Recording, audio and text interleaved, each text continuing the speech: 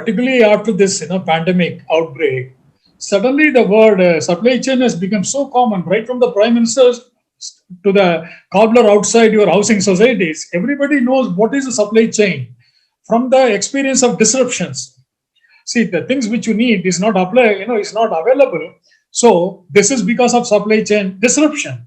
So as a supply chain, like a practitioner, are you happy with the suddenly supply chain gaining better currency, wider acceptance?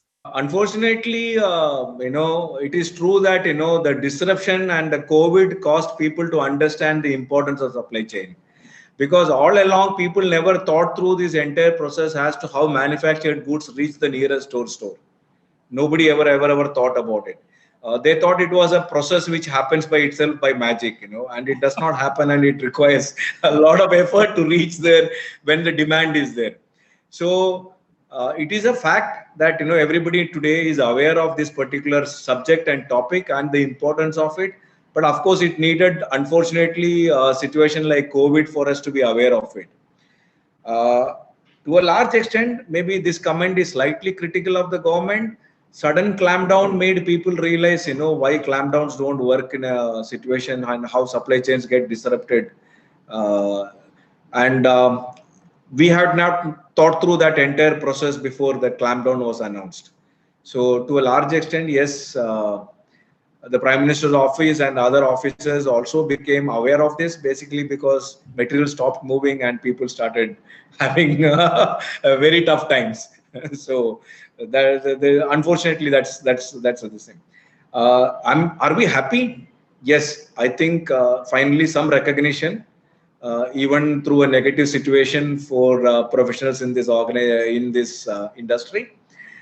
Much needed recognition, I should say, because thoroughly neglected not, but all the same, much needed recognition, and importance also has been understood across the country. If you look at it from another angle, the division or department of supply chain also has been elevated even inside organizations. Really? Yeah. Earlier, CEOs and CXOs in the last 4 years or 5 years or maybe last 10 years were aware of the importance of supply chain. But the supply chain professionals were still acting on silos, procurement happening in a silo, the operations happening in a silo, the planned planning happening in a silo, the demand planning activity from the sales and distribution team happening in a silo. I think those things, got kind of streamlined even in the end user industry to a large extent, and they were well aware of that particular this thing. So this has been also a positive development, other than security guys understanding supply chain management, or even the bureaucrats and politicians understanding the importance of this thing. I think there has been much greater recognition and much greater understanding of what supply chain management is all about, even among the industry peers and this thing.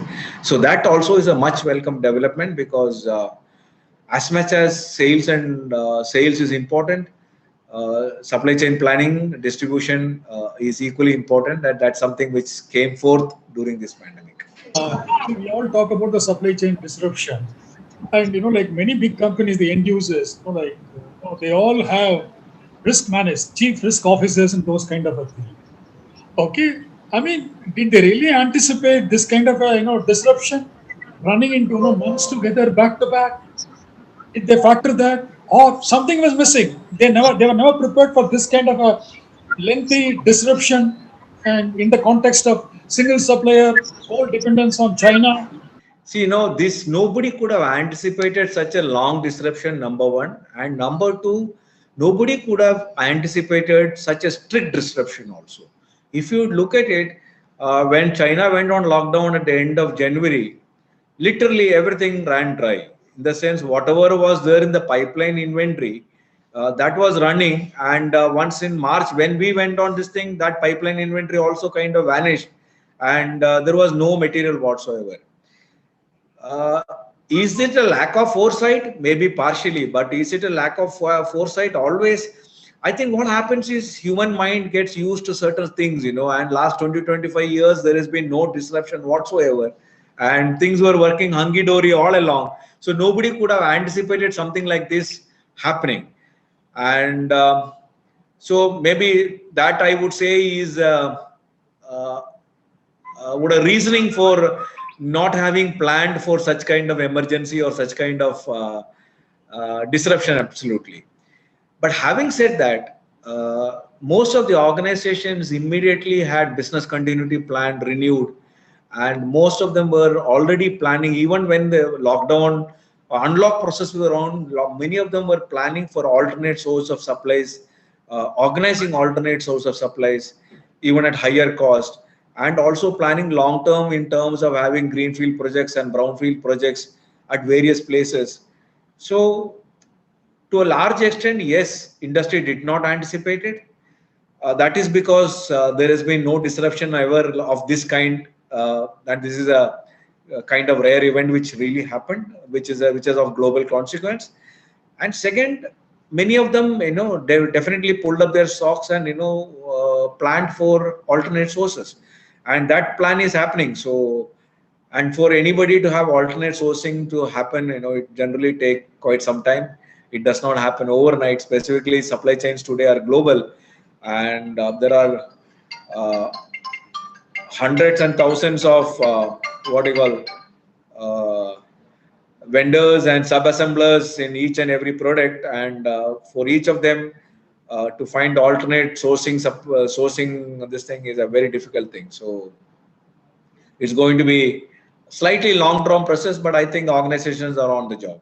They're definitely on the game. See, during the pandemic crisis, the railways really, Yeah. took the challenge mightily and handled the movement, very well. Okay, particularly luckily, like the passenger movement was absolutely zilch. So the tracks were, all the railway tracks were, easily available for them to run at anytime, round the clock, non-stop kind of a stuff. So once the, a normalcy restored, passenger, movement also restored, do you foresee the same kind of excellence displayed by railways to continue? That is question number one. The question number two, since you are a logistician, okay, we are talking a great deal and we are reading a great deal about the dedicated freight corridor. How exactly it is going to impact the surface movement, particularly on the road? I think railways had been even during the pandemic. They use their time extremely productively in terms of enhancing the capabilities and getting all their glitches done, their maintenance work done, their improvements done. All that was done very well by railways. To a large extent, I think Indian Railways will continue to provide or continue to improve the service of goods movement even when things normalize and passengers train services resumes. They do have constraints in terms of time available for goods trains to move, because there is constraints in terms of the railway tracks which are available. We have, in most of the places, we have only one track or two tracks. So they do have their own what they call challenges in terms of prioritizing passenger movement and goods movement. In spite of it, I still feel that they will be able to do a large amount of improved performance for goods movement post pandemic also, because they also have learned, and they also have been working very hard to improve the infrastructure. And we do have a very dynamic minister in charge of railways, and they under his leadership, I think they utilize those times very well to ensure that the infrastructure improved considerably, be it signaling, be it track relaying, be it track maintenance. All those things were done, and to include many places, whatever platform lengthening has to happen or side base and lay base to be made, all those things were done because there was no movement, and they had much more time to actually do the work instead of being intermittently doing it because of train movements. So I do believe that railways have improved considerably and will continue to improve.